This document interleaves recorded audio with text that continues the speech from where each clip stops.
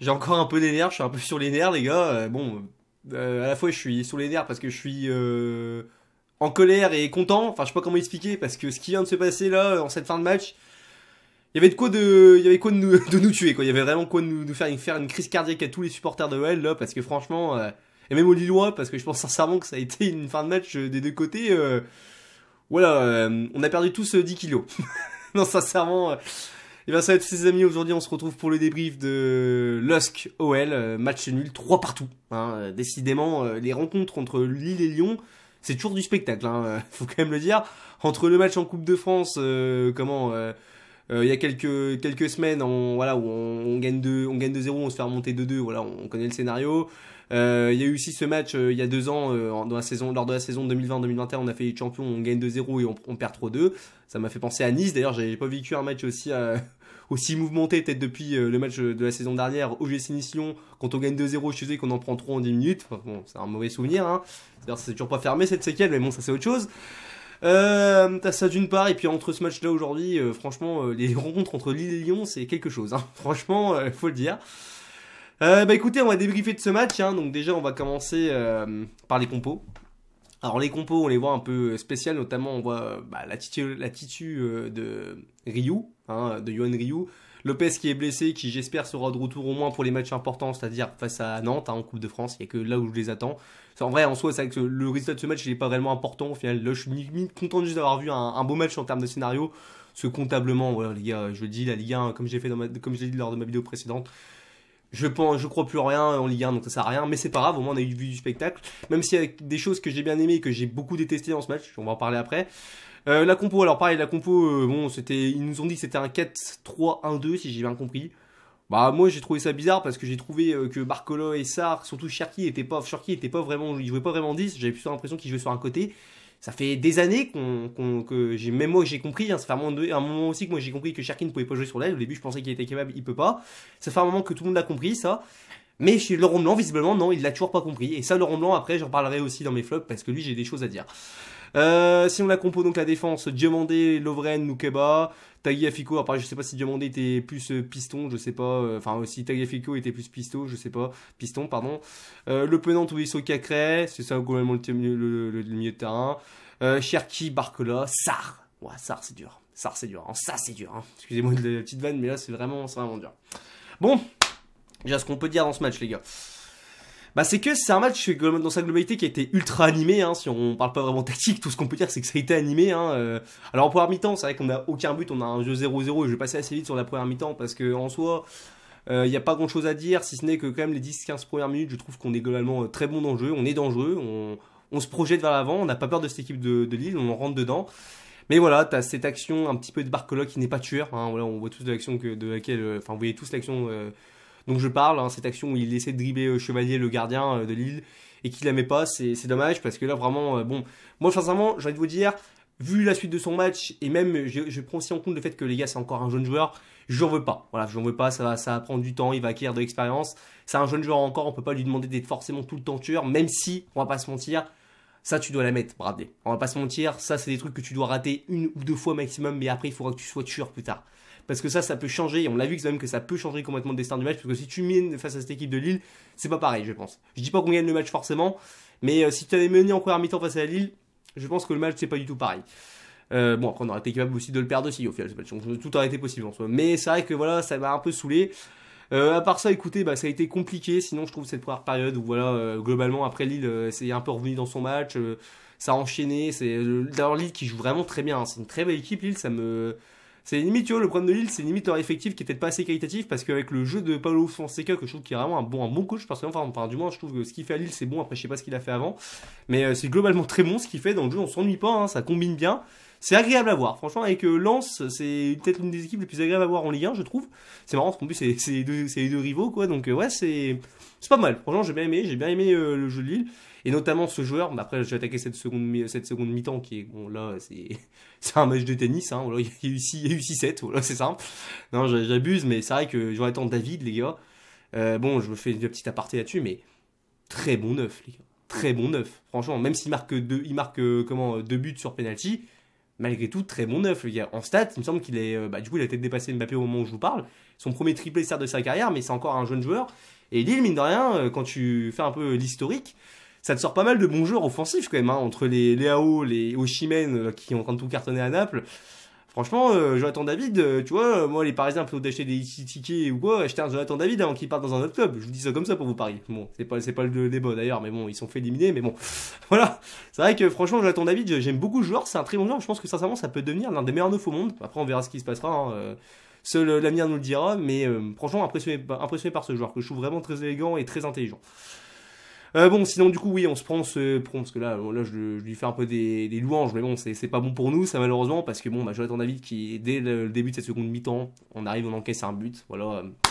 Mentalement, cette équipe, vraiment, des fois, mais a le don de me fatiguer, mais enfin, je me répète saison après saison, mais qu'est-ce qui me fatigue, ce club, d'encaisser des buts comme ça. En plus, le but, les gars, mais d'une simplicité, c'est un but PES, c'est un but FIFA, c'est centre but, voilà, centre but, on dirait le Real Madrid avec Ronaldo quand il marquait tout le temps. Je peux se rappeler, la plupart des buts c'était centre, tête de Ronaldo, but, c'était que ça. Bon, là c'était pas de la tête en l'occurrence, mais tu m'as compris quoi dans l'esprit. C'est les gars, avant la défense, je sais pas ce qu'elle fait, il me semble que c'est Tagliafico et Loukeba ou Diomandé qui sont dessus, je sais plus. Mais bon, globalement, voilà, c'est très mal défendu, même si le but qu'il met, il faut quand même lui attribuer à David, il est pas facile aussi, c'est lui qui se bat pour le mettre. C'est pas un but magnifique dans sa construction, mais c'est vraiment un but de renard des surfaces, et bon, voilà. Mais c'est vrai que défensivement, je pense vraiment qu'on peut mieux faire. Surtout, je pense que Guillou, personnellement, peut intercepter le ballon avant, s'il anticipe bien. Bon, malheureusement, il l'a pas fait. Ensuite, écoutez, le match continue. Lyon essaye un peu plus de se découvrir. J'ai l'impression quand même que ce but, il nous a fait un peu mal. On essaye quand même malgré tout d'attaquer, de revenir au score. On a un corner ou un coup franc, je sais plus, à un moment donné. Corner raté, contre. C'est une action collective. Après, je sais plus exactement, c'est un peu un espèce pas de cafouillage, mais bon, il y a un peu de ce que j'appelle le côté flipper. C'est bon, ça, il y a un peu de, voilà, je sais pas comment expliquer, mais ça se mélange un petit peu, quoi. À un moment donné, genre le ballon rebondit sur un joueur lyonnais, comme de par hasard, ça rebondit sur un joueur lillois. Enfin bref, t'as compris. Ils sont lancés en profondeur. Du coup, je sais plus quel joueur lillois, c'était peut-être David aussi qui a tiré un penalty. Bon, c'est quand même fort, hein, voir un coup franc, enfin un coup de pied arrêté et derrière se prendre un contre et prendre un penalty en 10 secondes, c'est quand même très fort, hein, faut quand même le faire, ça montre quand même que le placement est pas bon, mais surtout ça montre aussi qu'il y a penalty pour Lille qui va d'ailleurs le marquer, hein, de David qui va concrétiser et qui va permettre de mener 2-0. Et si je peux me permettre quand même, hein, personnellement, moi c'est mon avis aussi, je trouve le penalty quand même, alors c'est vrai qu'on n'a pas beaucoup parlé, même si peut-être qu'il y a penalty, c'est pas insifflable, mais je le trouve un peu généreux en vrai, les gars, si on a un minimum objectif, il est un peu généreux ce but là quand même. Enfin ce penalty là du moins je veux dire. C'est que vraiment pour moi c'est vraiment une petite poussette, c'est léger. Après tu peux me dire ça, quand en temps réel voilà ça déséquilibre le joueur, je peux comprendre totalement que voilà il considère qu'il y a penalty. Mais je trouve ça un peu léger quand même. Hein. C'est quand même pas non plus. Je veux dire quand je vois des fois des matchs de la KZ qui se fait ceinturer H24, il y a jamais penalty, je trouve ça un peu quand même limite quand même. Mais bon ça c'est autre chose. Bon bref, David qui s'en charge, qui a la place parfaite. Alors ces deux penalty sont tirés à droite, enfin voilà à gauche du gardien. Sinon vu que le gardien il arrête de l'autre sens. Très bien tiré, hein, on a à dire. Donc voilà, 2-0. Mais après ce deuxième but lillois, on va quand même réagir 3 minutes après, il me semble, ou 3 ou 4 minutes après, je sais plus. Mais but de Barcola, alors pareil. Pour le coup, je parlais qu'il y a eu un peu ce côté flipper sur le deuxième but, enfin, de ce qui permet l'obtention du penalty de Lille. Mais sur le premier but lyonnais de Barcola, c'est le même délire. Je sais plus quelle est l'origine de l'action, mais je sais à que ça va sur Cherki. Cherki, à la place de la mettre directement sur Barcola, il essaie de faire une espèce de talonnade croisée, là, je sais pas, voilà, pour prendre l'autre option qui était la plus difficile. D'ailleurs, on sait pas pourquoi il fait ça. Il a du cul, c'est que ça rebondit sur un joueur lillois, ça revient dans les pieds de Barcola, qui est tout seul, du coup, qui est excentré, mais qui a tout le temps d'armer sa frappe et de la placer. C'est ce qu'il fait, voilà, il la place comme en premier poteau, enfin, le long du poteau, quoi, petit filet. On revient à 2-1, et là, on se dit, on peut espérer quelque chose, hein, on a un peu béni, on va dire. Et là, écoutez, je me dis, il faut dire du coup aussi, oui, que c'est vraiment un but de cul. Hein. Cherki a beaucoup de cul parce que là, voilà, ça aurait été limite. Hein. Il y a beaucoup de mauvais choix de la part de Cherki ce soir. Ensuite, écoutez, on a la 70e des changements qui vont être vraiment le tournant de ce match. Pour moi, c'est vraiment ce qui va faire que d'ailleurs, on se rend compte qu'il y a des choses que le Laurent Blanc, pour moi, fait très mal. Hein, notamment Koumbendi. Je comprends pas pourquoi Koumbendi joue pas plus souvent. Koumbendi qui est vraiment au-dessus, mais de Diomandé qui peut, enfin, même qui, pour moi, je veux bien qu'on parte du principe qu'on ne veut pas cramer les jeunes. Mais là, Koumbendi, il faut le faire jouer, c'est un jeune, s'ils sont pas de prédilection, il est bon, moi je trouve qu'il est pas mauvais depuis, il est pas toujours non plus exceptionnel, mais il est bon, pour moi ce soir son entrée était très bonne, comme celle de la Lacazette, et d'ailleurs, il faut quand même le dire, on est quand même la Lacazette dépendant dans cette équipe, parce que quand tu vois que le mec il entre à la 70e minute de jeu, qui te marque 2 buts, voilà, il te marque un doublé en 20 minutes, voilà. Ça c'est des couilles, ça c'est du gone. Tu vois, c'est rien d'autre à dire. C'est des couilles, ça c'est du gone. Ça c'est le genre de joueur que j'aime, Lacazette. Parce qu'en plus, les 2 buts qu'il met, notamment son premier but, la 83e, voilà, vraiment un but renard des surfaces de la tête, c'est bien construit d'ailleurs aussi. Les 2 buts qui sont très bien construits, c'est, il me semble, Cacré qui est à l'origine.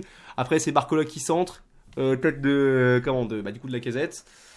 Et après, bon, t'as aussi, du coup, cette égalisation. Alors, je sais plus à quelle minute c'est, je crois que c'est peut-être quelques minutes plus tard, 3 ou 4 minutes aussi après. C'est un autre but de Lacazette qui, pareil, très bien joué de sa part, voilà, alors je sais plus, attendez, en fait, je me suis peut-être trompé. Le but de la tête, je sais plus en fait. Si, oui, c'est ça. Le troisième but, c'est un but du coup du pied. Il est tout seul excentré au milieu au milieu de la surface parce qu'il y a personne et les Lillois essayent de contrer l'action. Enfin, j'arrive pas à parler, excusez-moi. C'est Barcola qui fait le bon choix, qui voit que Lacazette est bien placé en retrait. Il lui centre, t'as personne dessus. D'ailleurs, Barcola aussi qui a fait un très bon match globalement, malgré son raté en première mi-temps où il est pas tueur. Écoutez, voilà, Lacazette qui la place, passe D de Barcola, c'est Koupmeindy aussi qui est à l'origine de la passe D, enfin de la passe clé, on va dire, pour que Barcola fasse sa passe D. Ça fait 3-3 et là on revient, et c'est la première fois je pense depuis longtemps que j'ai pas vu une réaction mentale de cette équipe de l'Olympique Lyonnais. Ça fait du bien bordel, même si c'est peut-être que grâce à Lacazette. Ça va peut-être faire du bien à cette équipe de pouvoir réussir à faire ce genre d'exploit, parce que ça fait longtemps qu'on ne l'a pas fait, et peut-être que ça va permettre de les mettre un peu plus en confiance à l'idée, par exemple, je sais pas si on va à Nantes et qu'on se fait mener, qu'on puisse revenir au moins dans le match. Parce que c'est vrai que généralement, dites-vous quand même que à chaque fois que Lyon, jusqu'à ce match-là, à chaque fois que Lyon encaissait le premier but, il perdait le match. C'est pour vous dire que mentalement, on n'a pas de mental. Voilà. Écoutez, après, bon, on a cette petite crise, je pense, de nerfs en fin de match. Avec ce, bon, déjà les Lillois, là, ils viennent de passer par une crise de nerfs, mais nous, après, on va retomber, nous, de notre côté, dans la crise de nerfs, parce qu'il y a un fameux penalty qui, pour moi, se siffle comme il ne se siffle pas. Donc, je trouve ça pas honteux. C'est comme le le premier penalty lillois. Personnellement, je trouve pas honteux. Personnellement, moi. Ah oui, c'est ça que j'ai oublié de parler aussi, oui, du penalty du coup du but de Lille aussi, d'ailleurs, avec cette main de Lacazette sur le coup franc. D'ailleurs, oui, j'ai oublié d'en parler, ça aussi. Bon, il y a penalty, c'est indiscutable, on pourrait décoller, c'est la règle. Bon, pour moi, il y a pas vraiment, de débat. Pour moi, le penalty est valable complètement. Mais tu vois, voilà, le premier penalty lillois, je trouve quand même qu'il était un peu généreux. Celui-là aussi, il aurait été généreux s'il avait étonné. Je trouve même qu'il n'y avait rien du tout. Monsieur Bastien, pour une fois, on s'est pas fait niquer par l'arbitrage, a accepté d'aller revoir la VAR, et ça m'a fait plaisir. Tiens, du coup, penalty annulé, et même en fin de match, je te dis qu'il y avait peut-être un petit moyen de gagner ce match. Hein. Donc, ouais, bon, on se retrouve du coup avec un 3 partout, un très beau match de football globalement, même si c'est pas le plus grand match de foot que j'ai vu de l'Olympique Lyonnais et que tout n'a pas été parfait. On a eu du spectacle, hein, la Lacazette dépendant certes, mais il y a quand même des bonnes choses, notamment Barcola, Koupmeindy que j'aime bien. D'ailleurs, je vais faire mes tops. Hein. C'est ce que je viens de dire, Lacazette, Barcola et Koupmeindy. Voilà, c'est vraiment les 3 joueurs que j'ai aimés réellement dans ce match. Les flops. Alors les flops. Bon Amin Sarr. Alors c'est vrai qu'Amin Sarr, j'en ai pas parlé, mais insipide. Alors moi, Amin Sarr, je veux bien que ce soit un jeune joueur, je veux bien lui laisser du temps, mais à un moment donné, il va falloir quand même montrer un minimum. Et ce soir, le problème, c'est que le minimum, il l'a même pas montré. Bon, ce soir, les gars, le match d'Amin Sarr, si on est objectif, il est pas bon. Il est vraiment très mauvais. C'est peut-être même le flop de ce match. Après, t'as aussi Cherki qui a pas été bon. Hein, Cherki que j'ai pas aimé aussi. Beaucoup de mauvais choix dans les passes, hein, faut le dire. Hein, il a du cul, je vous dis que le premier but, voilà, ça revient sur un Lilo, que ça revient sur Barcola, parce que franchement, voilà, le nombre de mauvais choix qu'il fait, c'est quand même assez exceptionnel. J'avais un autre joueur aussi que j'ai trouvé mauvais, c'est... attendez, je me bien. C'est Diomandé, oui, je voulais en parler de Diomandé aussi. Putain, vraiment, lui aussi, il faudra aussi ouvrir son dossier à ce type-là, parce que franchement, Diomandé, ces derniers temps, voilà, il est bien gentil, ça il se fait jamais entendre, on entend jamais parler de lui. C'est pas un mauvais gars dans l'ensemble, mais quand même, les gars, voilà, c'est pas terrible quand même. Hein, ces derniers mois, quand même, Diomandé, je trouve que depuis la reprise, c'est plutôt compliqué. Et puis, j'aimerais aussi mettre un dernier flop, un 4e flop, c'est Laurent Blanc. Laurent Blanc, pour le coup, lui, je vais commencer peut-être un peu à ouvrir son dossier un jour, parce que ça commence certainement à me gonfler. Ce genre de système, je comprends pas pourquoi il fait jouer Cherki sur un côté, on voit que ça marche pas. Barcola, il est mieux dans l'axe, pourquoi il le fait jouer aussi sur un côté? Parce qu'on avait aussi plus l'impression que Barcola, parfois, il jouait plus sur le côté que dans une équipe, avec un 9 et un joueur qui tourne autour, une attaque à 2, quoi, tu m'as compris. Ouais, il y a ça d'une part. Et puis aussi, le truc qui me saoule réellement, je vous jure, c'est encore une fois, c'est ces changements tardifs, quoi. 70e minute pour attendre des changements, il a du cul qu'on égalise au final, mais c'est saoulant, même dans le jeu, je vois pas beaucoup de progrès, c'est un petit peu mieux à la limite, mais c'est pas non plus assez, quoi. Je veux dire, je veux bien qu'il ait pas les joueurs, qu'il prend une équipe qui est complètement au fond mentalement, mais quand même, il y a un minimum à avoir. Et puis aussi, t'as toujours ces entrées de joueurs comme Moussa Dembélé, donc tu comprends pas. Pareil, Amin Sarr, il a joué tout le match. Pourquoi hein, enfin, je sais pas, il y a des choix de Laurent Blanc que je ne comprends pas. On va voir ce qui va se passer en fin de saison. S'il gagne la Coupe de France, voilà, je dirais, on verra bien. Mais si jamais il la gagne pas, je pense qu'il faudra s'en séparer. Il faudra pas continuer avec parce que bon, Laurent Blanc, on se rend compte quand même que c'est compliqué. Bref, j'ai un autre à vous dire sur ce débrief. Hein, j'étais peut-être un peu long encore, excusez-moi. N'hésitez pas à donner votre avis, que ce soit en pouce bleu ou en pouce rouge. Enfin, il n'y a plus de pouce rouge, mais je dis toujours ça, c'est pas grave. Que ce soit en commentaire, tant que c'est dans le respect. Qu'est-ce que vous avez pensé de ce match aussi, ça m'intéresse. Et puis voilà, je sais pas quand c'est quand le prochain match, mais on se retrouvera du coup pour le débrief du prochain match ou pour une vidéo actu, s'il y a vraiment une grosse actu dont il faut parler.